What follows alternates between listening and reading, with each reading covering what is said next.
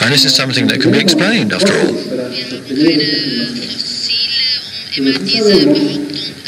We don't have any fossils to be able to underpin our assertions, but we know that there were various changes from over the course of the 6 million years that mankind has developed. And sexuality in human lives at present is an element of pleasure in being together. It is an element of coexistence which creates closeness, which creates a space in which coexistence can be made pleasant, enjoyable, and in which a space emerges in which coexistence and co-aspiration take place. And sexuality has nothing to do alone with intimacy alone with your genitals. It has to do with your physical being together. And if two people embrace, then this is an act of acceptance and of pleasure in the body of the other. That is sexuality. In other words, bodily closeness, quite simply. And if we're talking about 3 million years during which food was shared, it was collected, and pleasure was shared too, then we ask ourselves what is different now. If we go to the supermarket and we also gather food, and if we experience emotions, this is something which I feel, that's my experience. And if I go to the supermarket, take the trolley and gather food, and the emotion is quite different if I then buy it. The emotion is different. You gather food, on the other hand. And what's the family? The family is a space of intimacy where you are together. The pleasure of being together. If it's not a pleasure in being together, then the family is not a family. It is a group of individuals who live under the same roof. But if it's not pleasurable being together, then this is not a proper family. And we are also gatherers.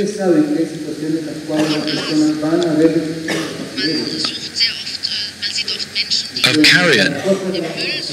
We see people rummaging in garbage heaps. We're looking for something to eat. And if we go to the supermarket, then we also look for things. These are animals that have been killed by other people. And that's the way things were earlier, that the remains of animals were eaten that were being killed by lions or by other hunters. In this intimacy, speaking, conversation arose, and with life, living together in networks also arose, networks that were recursive. It's a coordination of coordinations, if you like, of experiencing emotions. Why did we do this? Because language doesn't have to do with abstract symbols. Language has to do with coordinating what we do and what we experience. And also the coordination of coordination. There is a recursive element in that, which is expressed in language. You understand something, and then you say, that's the way it is. We speak of communication, but communication is a commentary, really, which reflects upon the coordination between living beings. Normally we use communication as such. We use communication of social systems as if it was something that has nothing to do with persons. Communication is different from the observer. If two people or more people coordinate what they do, then it's communication, but it's not always seen as communication. Language means something is being coordinated, and that's where that recursive character comes in. We say potentially we are open to that recursive character because there is a continuous proximity, because things are done together, and because coordination arises spontaneously from that and from that language. So we refer to the fact that it's possible to be part of something else. Running, for example. I move my legs like this, My legs have their own circular dynamics, but I'm not actually running, am I? If, however, my movements change, something new emerges. I walk. Every time we have the same circular dynamics and linear dynamics happening at the same time, and every time the two converge, something new arises, as in the example of walking or running, or in the example of language as a coordination of coordination.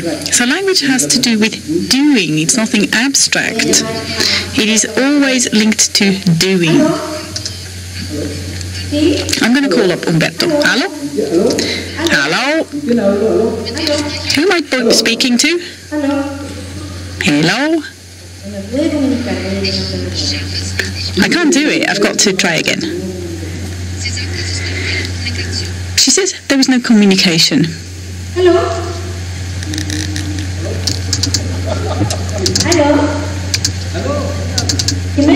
Hello?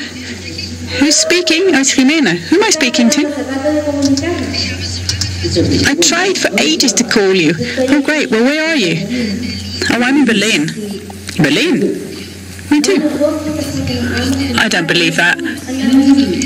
Why don't we eat together? Yeah, great. I'm also in Berlin. Why don't we have a meal together tonight? Great. Let's meet at 8. Okay, 8 o'clock. Where? At the Transmediale. Okay, great. I'll meet you there. Fine, see ya. What's happening? First, there's no communication because there's no connection. Secondly, hello, who's talking? Hello, who's there? Oh, Ximena. Suddenly, coordination happens. It's successful. She and I are no longer independent from one another for a particular moment, and everything that happens through this form of coordination which already exists. Conversation emerges, a flow of coordination, and our doings are coordinated with one another. So we are going to meet later on to have a meal. But we don't see this. We are kind of, well, we dove into the language. We think of information all the time, and we don't see that language is a flow, a coordination of coordinations which is infinite. And that has to do with our meeting later on. He doesn't give me any information, I don't give him any information. What we are doing is that we coordinate our actions in the flow of our coexistence. And the idea that we should share information kind of hides this fact, because you think that you could give the other person something. The information is a commentary that is passed by the observer on the development of the interactions. If you take a look at a dictionary, you will see that all words that have more than one meaning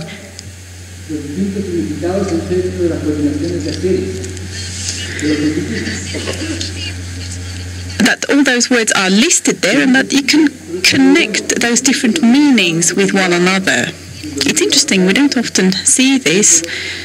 We often see this thinking, oh well, that's language, it's something abstract, there are symbols, and it all serves communication.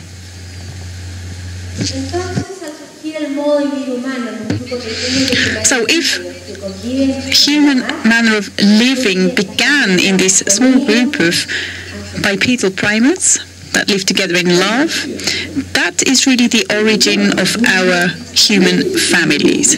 We are saying that humans arose from such small groups of beings that we call bipedal primates. That probably happened around 3 million years ago. So this living together, this coordination of our activities back then, that food, for example, was passed on from one person to another. That's where the coordination of coordinations first arose. And that's the origin of humans, because for the first time, families began.